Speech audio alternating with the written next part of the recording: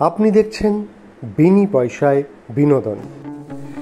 অঙ্কিতের বাড়ি থেকে আনা হলুদ উঠল মেহেকের গায়ে। গুন্ডাদের হাত থেকে অলোকেশকে বাঁচিয়ে দিল। অগ্নিজিৎ মুখার্জি দাঁড়িয়ে দাঁড়িয়ে সেটা দেখল। তারপর অগ্নিজিৎ মুখার্জির কাছে মেহেকের ফোন আসে। সেই ফোনে মেহেক কেঁদে কেঁদে বলে, বাবা আমি তো চলে যাব, তার আগে তোমাকে একদিন আমার হাতে রান্না করে খাওয়াতে চাই, তাই তুমি তাড়াতাড়ি এসো। অগ্নিজিৎ মুখার্জিও তাড়াতাড়ি বাড়ি যায়। গিয়ে দেখে মেহেক সুন্দর করে সাজিয়ে তাকে খাবার দিয়েছে।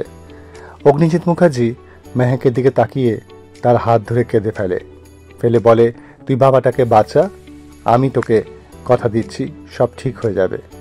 সেই সময় মেহেকের কাকা এসে বলে, তুমি কেন এই কথা বলছো? তুমি আজকের দিনে কাঁদছো, আর মেহেক সারা জীবন কাঁদবে যদি কৃপানের সাথে ওর বিয়ে হয়। অঙ্কিতের বাড়িতে গায়ে হলুদের অনুষ্ঠান হচ্ছে।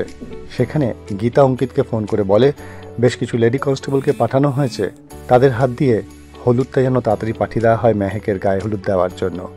এবং সেখান থেকে হলুদ আসে এবং গীতা এবং বাড়ির সবাই মিলে মেহেককে সেই হলুদ মাখায়। কেউ জানতেও পারল না গীতা ছাড়া মেহেকের গায়ে উঠল অঙ্কিতের বাড়ি থেকে পাঠানো হলুদ। আরও নানান রকম খবর জানতে দেখতে থাকুন বিনি পয়সায় বিনোদন।